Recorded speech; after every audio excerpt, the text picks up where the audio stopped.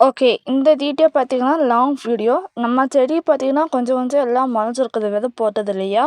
அந்த விதை போட்டதால இன்னைக்கு தனியா சப்ஸ்கிரைப் பண்ணி போகிறோம். ஆக்சுவலா அது வந்து நம்ம அந்த சேனல்ல பிரியா சமையல் வந்துட்டு ஹேக் ஆயிடுச்சு இல்லையா? அதனால இந்த காடை வந்து இந்த சேனல்ல போட்டுட்ருக்குறோம். இப்போ பார்த்தீங்கன்னா, நான் வந்து என்ன பண்ண போகிறேன்னா, இந்த இடத்துல எல்லாத்தையும் க்ளீன் பண்ணிட்டுருக்கிறேன். ஆக்சுவலா புல்லெல்லாம் வந்து வெட்டிட்டு இருக்கிறேன். இது மாரி புல்லெல்லாம் வந்து வெட்டிட்டு அதுக்கப்புறம் தான் பப்பாளி மரமே நட்ட வைக்க போகிறோம். ஸோ நம்மளுக்கும் சின்ன சின்னதாக கார்டனிங் வளர்க்கணும் அப்படின்னு சொல்லிட்டு நிறைய ஆசை இருக்கும் இல்லையா? ஏதோ நம்ம வீட்டுக்கு தேவையான அளவுக்கு இருந்தாலும் போதும் அப்படின்னு சொல்லி, சரி அந்த மாதிரி தான் இந்த மாதிரி நம்ம வந்து மண் வெட்டி எடுத்துட்டு சரி கார்டனிங் ஒர்க் ஃப்ளாக் அப்படின்னு சொல்லி போட்டுட்டுருக்குறோம். பாருங்கள் பப்பாளி எந்த அளவுக்கு வந்து நல்லா வளர்ந்துருக்குது. நான் இந்த இடத்துல தான் நட்ட வைக்க போகிறேன். நான் இந்த அளவுக்கு தான் க்ளீன் பண்ணி விட்டுருக்குறேன். ஏன்னா மரம் வந்து நல்லா வேர் ஆழமாக போகும் இல்லையா? அந்த அளவுக்கு வந்து இப்போ வந்து நான் நட்ட வைக்க போகிறேன். ஸோ நட்டு வைக்கிறதுக்கு ஃபஸ்ட்டு வந்து குழி வந்து ஆழமாக வந்து பண்ணிக்கலாம். அதுக்கப்புறம் தான் வந்து நல்லா வரும். இது வரைக்கும் ப்ளீஸ் நம்ம சேனலுக்கு சப்ஸ்கிரைப் பண்ணுங்கள், சப்போர்ட் பண்ணுங்கள். இந்த மாதிரி நம்ம கார்டனிங் ஒர்க்ஸ்லாம் அதுக்கப்புறம் ஃப்ளாட்ஸு இப்போ அரவடைஸ் அதுக்கப்புறம் பிளான்டிங் விதைய நடு வைக்கிறது எல்லாமே இந்த நம்ம சேனலில் போகிறோம். ப்ளீஸ் ப்ளீஸ் தயவு செஞ்சு சப்ஸ்கிரைப் பண்ணிக்கோங்க. இப்போ வந்து பார்த்திங்கன்னா நான் மண்வெட்டி எடுத்து வந்து அதாவது ரவுண்ட் பண்ணிகிட்ருக்குறேன். அதாவது அந்த லைட்டாக குழி நோண்டுறேன். அப்போ தான் பார்த்திங்கன்னா இந்த பப்பாளி மரம் வந்து வைக்க முடியும்.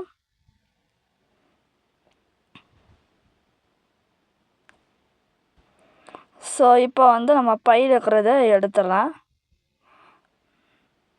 பாருங்க எந்த அளவுக்கு வேர் பிடிச்சிருக்குது நம்ம பப்பாளியோட மரத்தில். அந்த அளவுக்கு வந்து வேர் வந்து நல்லாவே பிடிச்சிருக்குதுன்னு நல்லாவே தெரியும் உங்களுக்கு.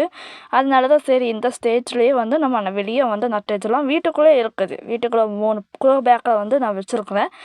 இப்போ பாருங்கள் எவ்வளோ அழகா வந்து பச்சையாக இருக்குது பாருங்கள். இந்த அளவுக்கு நல்லா க்ரோத்திங்காக இருக்குது பப்பாளி.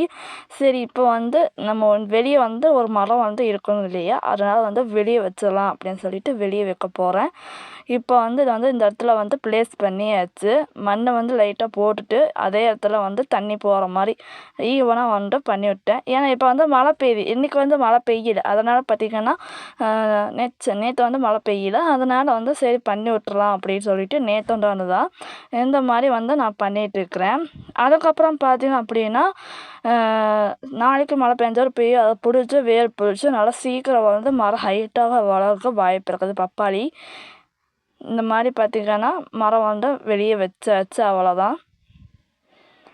இப்போ வந்து இதுக்கு வந்து செட் ஆகணும் இல்லையா மண்ணில்? அதனால் பார்த்திங்கன்னா தண்ணி ஊற்றிடலாம்.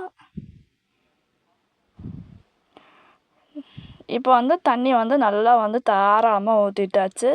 சரி அடுத்து நம்ம குடமிளகா வந்து அதே பையில் வந்து நம்ம நட்டு வைக்க போகிறோம்.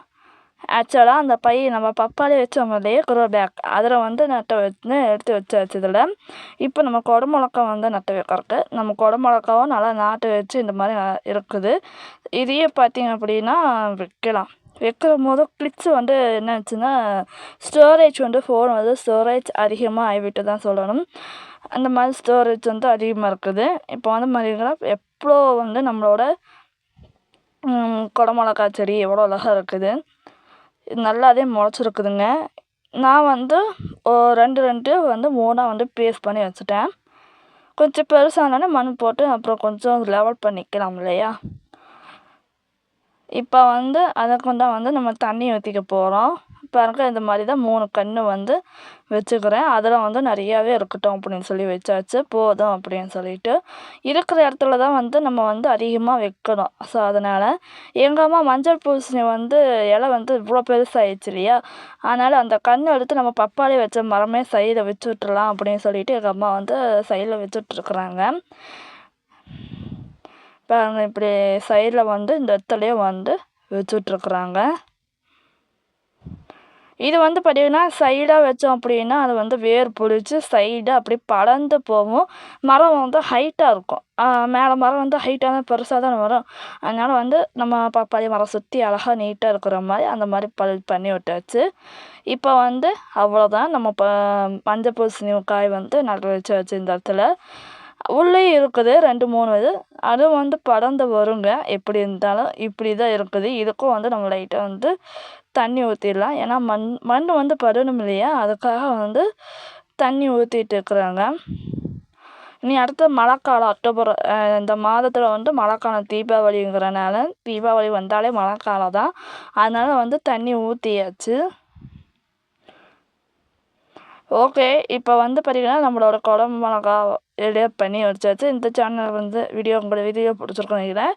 இந்த ஒர்க் வந்து லாங் வீடியோவாக தான் இருக்க போகுது. மறக்காம சேனலுக்கு சப்ஸ்கிரைப் பண்ணுங்கள், பெல் ஐகானை கிளிக் பண்ணுங்கள். இந்த மாதிரி நிறையா வீடியோஸ் பார்க்கலாம். Please subscribe. நெக்ஸ்ட் வீடியோ பார்க்கலாம். பாய்.